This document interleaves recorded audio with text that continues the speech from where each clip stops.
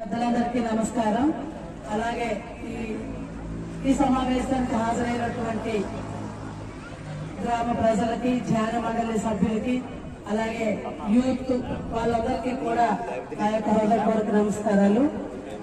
ఈరోజు వివేకానంద 163వ జయంతి మహోత్సవం సందర్భంగా ఇక్కడ ఏర్పాటు చేసినటువంటి ఈ సమావేశంలో పెద్దలు చాలా మంది చాలా మంచి విషయాలు చెప్పారు. ఈ సందర్భంగా రెండు మాట్లాడదలుచుకున్నాను. ముఖ్యంగా యువత అనేది చాలా వరకు, ఎందుకంటే చిన్నప్పటి నుంచి పిల్లల్ని మనం మంచి క్రమశిక్షణతో పెంచగలగాలి.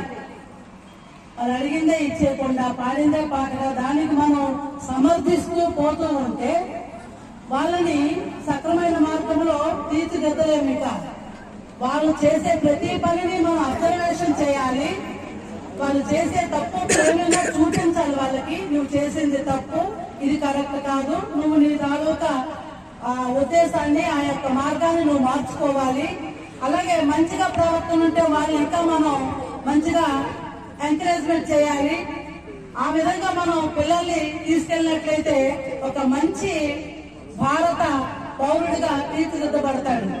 ఇది ఎక్కువగా మన మీద ఆధారపడి ఉన్నటువంటి విషయం. ఇది వాళ్ళు ఏదైనా ఒక తప్పు పని చేస్తే దాన్ని మనం సమర్థిస్తూ, ఎవరైనా మీ అబ్బాయి చేసింది, మీ అమ్మాయి చేసింది తప్పు కదా అని చెప్తే దాన్ని మనం కొట్టుబడేసి, లేదు లేదు మా పిల్లలు చేసింది ఒప్పు అని ఎప్పుడైతే మనం వెనకేసుకొని వస్తామో ఆ రోజే మనం మన పిల్లల్ని చేజేతులు జడగొట్టే వాళ్ళు అవుతున్నాము. అలాగే యువత ఇప్పుడు చూస్తున్నాము, ఈ మాదక ద్రవ్యాలని చాలా వరకు వాటి బారిన పడుతూ ఉన్నారు.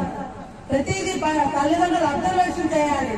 మన పిల్లలు ఇంట్లో నుంచి బయటకు వెళ్ళారు అంటే వాళ్ళు ఏం చేస్తున్నారు, ఎక్కడికి వెళ్తున్నారు, ఎవరితో తిరుగుతున్నారు, ఇదంతా కూడా మనం ప్రతిదీ అబ్జర్వేషన్ చేయాలి. చేసి వాళ్ళ యొక్క ఆటల్ని మనం కట్టించగలిగితే అప్పుడే వాళ్ళ యొక్క సన్మార్గంలో నడిపించిన వాళ్ళం అవుతాము. ఈ సందర్భంగా మీ అందరికీ నేను ధన్యవాదాలు తెలియజేస్తున్నాను. అవకాశం ఇచ్చినందుకు. Thank you very much.